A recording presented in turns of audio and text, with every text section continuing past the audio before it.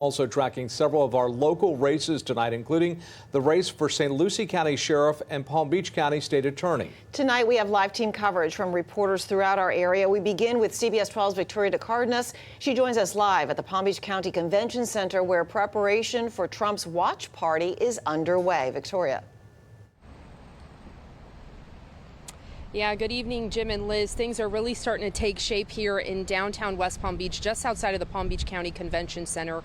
A fence, a no scaling fence, has been set up around the perimeter of the convention center, and we've seen several media outlets, not only from across the country but around the world, gathering to get a glimpse of this watch party that is set to unfold tomorrow. And traffic in downtown West Palm Beach already starting to become a little bit of a nightmare, even though no lanes or no road closures are happening yet. The Palm Beach County Convention Center is gearing up for former President Trump's watch party Tuesday night. No scaling fences have been installed along the north side of the convention center and stretches out to Alabama Avenue and Okeechobee Boulevard. In a press conference Sunday, West Palm Beach Mayor Keith James says he's expecting hundreds, if not thousands, of media outlets to descend on downtown West Palm Beach. We want our residents and visitors to our city to know that they are safe. And with this turnout, the Secret Service, the Palm Beach County Sheriff's Office, and the West Palm Beach Police Department are working together to make sure things go as smoothly as possible. The Florida Division of Emergency Management is also here to help coordinate efforts. We're not closing any major roads. Okeechobee Road, Okeechobee Boulevard, all the way east will be open. However, at least 2 lanes will be closed. That's according to a spokesperson with the West Palm Beach Police Department. That will affect traffic flow starting Monday night into Wednesday morning. Those who need to come to downtown West Palm Beach are encouraged to take Palm Beach Lakes Boulevard or Belvedere Road.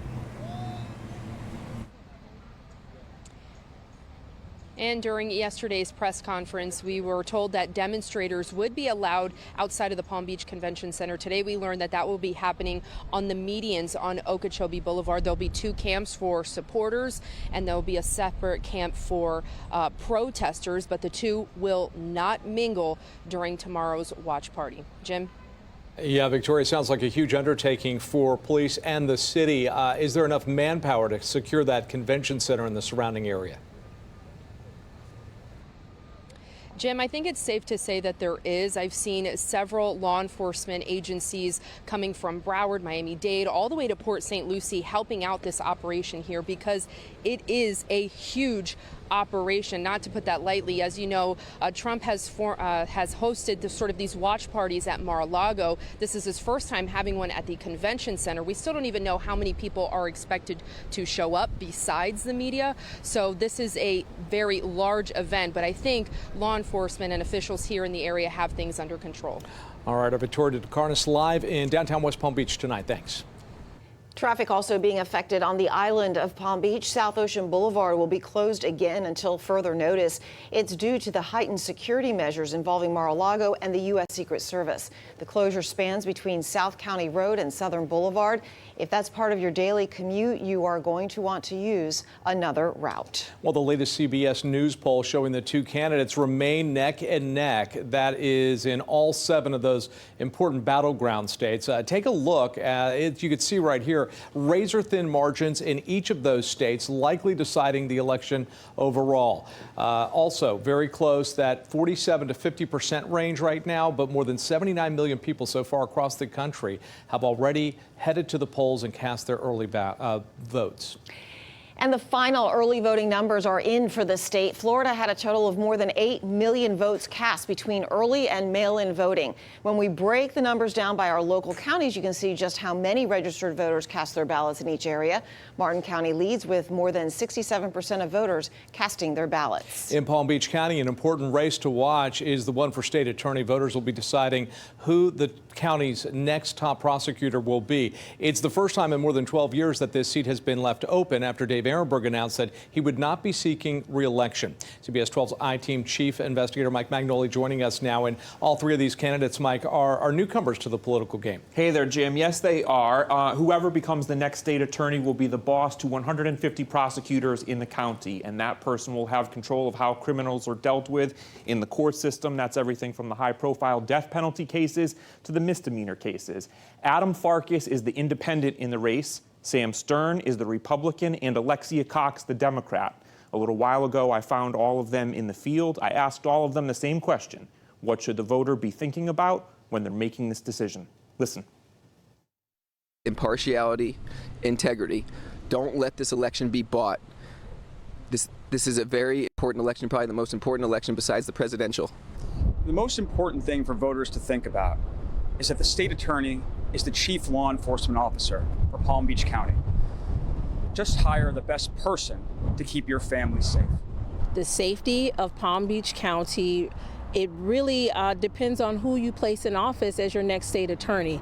You want someone who's experienced, who has the experience in the office as a prosecutor, who has the leadership experience in the office as I do, and that is what voters should be thinking about most when they go to cast their vote for next state attorney. I'll be covering this race for us tomorrow night, the prosecutor and the sheriff's race. That's law and order in this election cycle in Palm Beach County. That's justice on the ballot right there. Jim, Liz, send it back over to you. Mike has also been profiling some of the candidates running in other local races. Today, he sat down with Palm Beach County Mayor Maria Sachs. She's running on the Democratic ticket to keep her seat as a county commissioner in District 5. Here's a clip from today's interview. Palm Beach County is at a turning point. We can either continue to overdevelop like we have for the last 25, 30 years, or we can begin to have forward-thinking commissioners and city officials that will see that we are now attracting younger families into Palm Beach County. So our idea has to be from overdevelopment to smart development. Okay. That is it. For more on Sachs's plan for the county, you can watch the full interview at CBS12.com. There we also have an interview with her opponent, Republican John Fisher, as well as interviews with several other candidates running in local races. St. Lucie County voters are being asked to elect a brand new sheriff. CBS 12's Dylan Huberman has more on the two candidates that are going after this job. He joins us now from the sheriff's office with the latest on that. Dylan? Jim, Democrat Stephen Giordano is squaring off against Port St. Lucie Police Chief Richard Del Toro, the Republican candidate. Whoever wins will replace Keith Pearson as St. Lucie County Sheriff. So how different are these two candidates? I spoke with both of them to find out. I know the community. I know Fort Pierce. I know St. Lucie County. I'm actively involved in the community. I know the department. I know St. Lucie County Sheriff's Office. I know the jail. I know the courthouse. He does not. Democratic candidate Stephen Giordano stands on his knowledge of the community and the sheriff's office as a former corrections deputy, while Republican Richard Del Toro touts his experience at the Port St. Lucie Police Department. 26 years of law enforcement experience, currently the chief of police, sixth largest city in the state of Florida. We produced an unbelievable record of being the safest large city in the state of Florida for 13 straight years. Safety is a big talking point, where just north of Port St. Lucie, Fort Pierce has struggled with crime. Fort Pierce, being only 44,000 residents, is 3 times as high what it is in Port St. Lucie. That's unacceptable to me as a law enforcement leader and a community servant. We can do better. I know we can do better. I want to go to the Fort Pierce police chief, ask her what I can do to help her make her city safer. Number one priority, we need to get the fentanyl off the streets. We need to talk with the youth. We need to get the guns off the streets. We're going to have monthly meetings open to the general public to bring in local business owners, pastors, investors, and that's how we're going to get our community safer and more successful. Giordano says those meetings would be key to the future, considering the exploding population growth in the county. That requires planning and budgeting skills, which both men claim to have. I've dealt with growth my entire career. When I started the city of Port St. Lucie, it was about 75,000. We're now 253,000. I'm a very successful individual. I don't have $1 million in donations. I don't owe $1 million in favors. I self-funded my campaign for that reason. With just over 24 hours remaining until voting closes, tensions are rising. He's been sending out bad postcards about me, saying false allegations just to let the public know. I do have a high school diploma. He said on a postcard that I was a high school dropout. That's not true. He's made a lot of false allegations out me. I really think our community really needs someone who knows what they're doing, has a proven track record to get the job done. And I don't have anything personal against my opponent. Matter of fact, we actually get along pretty well considering we're both vying for the same job, which is really the way it's supposed to be. But I really think this is a generational election. The final decision will be up to voters here in St. Lucie County. In Fort Pierce, Dylan Huberman, CBS 12 News. CBS 12 News will be your home for election coverage tonight and tomorrow. We will continue to update you on everything you need to know before the polls close and results after. We also have more posted about the items on your ballot and the candidates you'll be voting for. That's all on CBS12.com.